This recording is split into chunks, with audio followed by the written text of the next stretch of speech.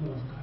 व्यासपीठावर उपस्थित रामकृष्ण मठाचे परमपूजनीय ब्रह्मस्थानंद महाराज, आजच्या कार्यक्रमाचे अध्यक्ष भागवत आचार्य श्री श्रीरामजी जोशी, कार्यक्रमाचे प्रमुख अतिथी डॉक्टर कृष्णकुमार पांडे आणि ज्यांच्या उपस्थितीत हा सोहळा संपन्न होत आहे ते पंडित श्री गौरव देशपांडे.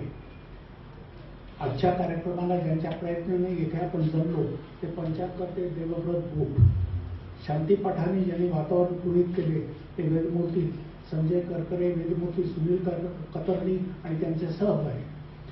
येथे महाराष्ट्रीय पंचांगकर्त्या श्रीमती विद्याताई राजेंद्रेकर, येथे उपस्थित अन्य गणमान्य व्यक्ती व बंधू भगिनी, नमस्कार.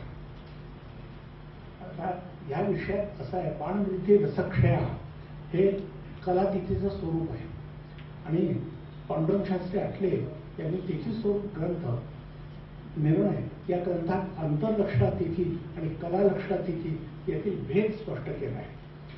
धर्मशास्त्रोक्त करणे वेळच्या वेळी व्हावी त्यासाठी सूर्यसिद्धांती कलातिथीची प्राचीन मान्यता त्यांनी साधा सिद्ध केली आहे. याचा पूर्ण विचार तर विकास मकरंद सारणी पूर्ण मिळवण्याची मेहनत, कारण ती अर्धवट होती, त्यामुळे मिळवायला अनेक ठिकाणाहून त्यांना ती एकत्रित करावी लागली आणि खूप मेहनत घ्यावी लागली.